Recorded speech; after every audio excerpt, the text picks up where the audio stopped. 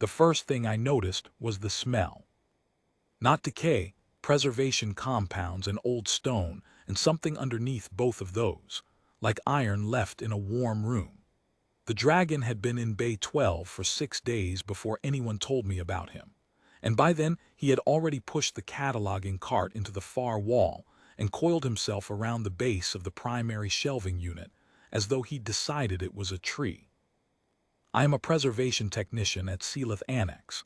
I manage physical records, the kind nobody scans because the substrate is too fragile or too strange. Stitched mineral rolls, scale plates, boneprint cartography, the occasional living record keeper. That last category is rarer than people suppose, and when one arrives I am usually the second person called, after the intake officers who don't know what to do with them. I was the first person Varethi let within 3 meters. He was enormous and very old. Deep charcoal scales, the color of ash that has been compressed for a long time, and along his spine and neck and the flat planes of his face, another layer entirely, a finer tessellation of microscript, characters so small I had to use my field loop to read a single glyph. He watched me use it. He did not move away. I did not make any sudden gestures. I told him I was going to get a cleaning kit and that I would be back in a few minutes. He was still there when I returned. The intake record said he had been found near the Varethi border station, alone, traveling in a slow spiral as though he had forgotten his destination. No escort, no documentation. The border officers had logged him as an unclassified relic fauna, which was the closest box they had. His species markers matched the old Varethi strain. Everything else was unknown. I started at the base of his left foreleg, where the scale grit had accumulated thickest. The microscript there was almost entirely obscured. He let me. That was the whole of the first session, 40 minutes, soft brush, preservation solvent rated for biomineral substrate, one small section of his leg cleaned to a state where the script was visible if not yet legible. He watched my hands the whole time, not with alarm, with something I would have called attention, if attention were a thing that could press on you like light. I wrote it up as a standard preservation treatment and logged the hours under relic fauna active care. My supervisor glanced at the entry and didn't ask questions. There was no bureaucratic category for what I was doing, so I put it in the one that fit best and kept going. Twice a week for 3 years. The script emerged slowly, the way things embedded in old mineral always do. You cannot rush it without fracturing the substrate, and you cannot skip sections without losing context. I worked from the legs upward, following the natural growth ridges of his scales. I learned to read the character set by the end of the first year, well enough to understand that what I was cleaning was not decoration. It was lineage. Names, dates in the Varethi reckoning, territorial acknowledgments, line succession markers. Varethi's body was a living genealogical archive. He was, or had been, a record bearer for a bloodline I couldn't find in any of our cataloged references. I started cross-referencing. It was not strictly my job.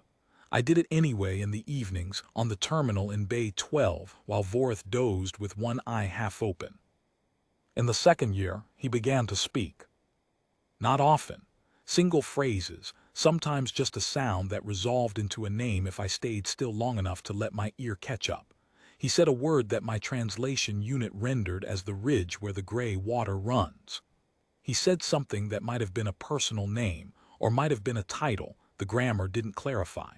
He said once very quietly, while I was working on the section behind his right ear, "That one goes before the other." I stopped. I looked at the section I just cleaned. He was correcting my sequencing. The microscript there had looked like a standard succession notation, but he was telling me the reading order ran counter to the ridge direction, not with it. I reread it the way he indicated. It resolved from a partial record into a complete one, a line entry spanning 4 generations, intact. He watched me rewrite my notes. His breathing slowed the way it did when he was settling into something comfortable. I didn't know then what he was doing. I thought he was regaining function. the way very old records sometimes reintegrate context when the grime of decades is lifted. I thought I was helping a confused ancient creature find his bearings. I kept working. The memory court assessor came in the third year. She was Varethi, scaled humanoid, copper-ridged across her shoulders and the back of her hands, traveling without insignia. She said she was conducting a regional survey of unregistered relic fauna and would need to inspect my records. I handed her the preservation logs without much ceremony. She read them for a long time. Then she walked into Bay 12 and stood in front of Varethi for nearly 20 minutes without speaking. He watched her with both eyes fully open, which I had not seen before. She said something to him in high register Varethi that my unit didn't catch cleanly. My unit is rated for common Varethi, not the formal register. He responded. His voice was different in that exchange. Steadier, deeper in frequency, like a frequency that had found its proper room. She left without explaining anything, and my request for a follow-up report received a standard acknowledgement and no further reply. I finished the dorsal series 6 months later. The last section behind his left horn base was also the oldest, a founding notation, the first entry in the line record, a name I had to read 4 times because my translation kept flagging it as an archaic form rarely seen outside primary source documents. I wrote it into the log carefully. I told Varethi I thought I had reached the beginning. He turned his head and looked at me, both eyes directly, in a way that made the back of my neck go still. Then he put his chin on the floor and closed his eyes. I cleaned my brushes and went home.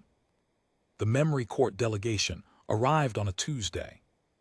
3 senior court bearers, true draconic, each one larger than Varethi, their own scales carrying script in the old depumber that indicated court rank, and a human interpreter in court formal dress. They filled the corridor outside Bay 12. I met them at the depot entrance with my access log in hand because it was all I had. The lead court bearer looked at my log, looked at me, said something to the interpreter.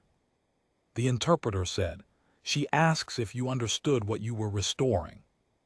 I said I understood I was cleaning microscript from biomineral substrate, that it was a standard preservation treatment, and that the record appeared to be a genealogical archive of some significance, though I had not been able to identify the line in our reference catalog.